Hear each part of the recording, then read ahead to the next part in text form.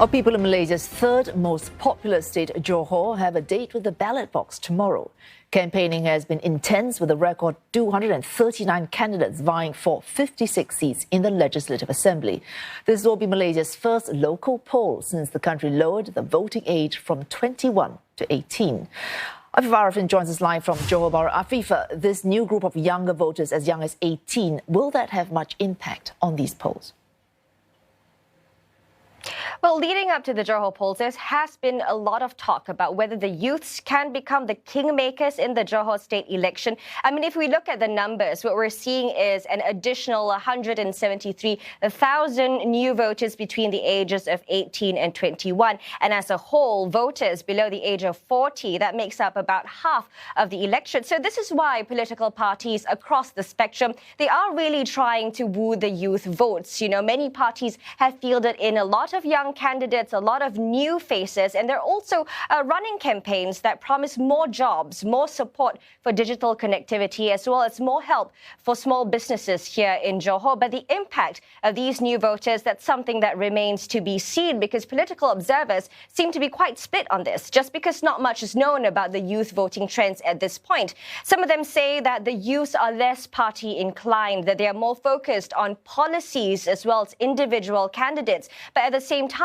other observers are also saying that the youth votes is not homogenous. There are other factors that come into play, factors such as whether the youths come from rural areas or urban areas. So it will be interesting just to see which way the youths will swing tomorrow. And we know that the data collected from these youth voting trends, that will be something very useful for all the political parties as they prepare for the next general elections, which could see an addition of some 5.8 million new voters there. Speaking of this next GE, what happens in Johor could affect when this next general election might be called.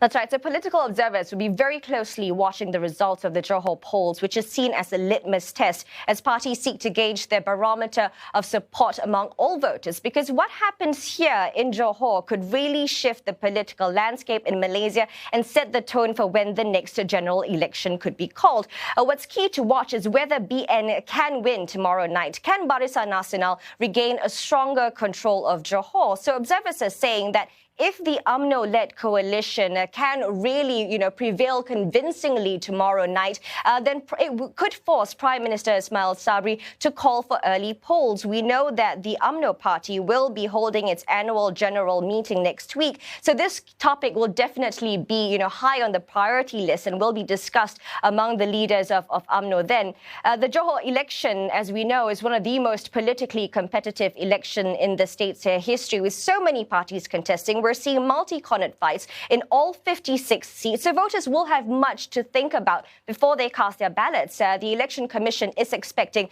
about a 70% turnout tomorrow, but politicians I've spoken to on the ground expect much less, around a 60% voter turnout tomorrow, as some 2.5 million Johorians will cast their votes. And thanks for that, Afifa Arifin, Johor Bahru, Malaysia.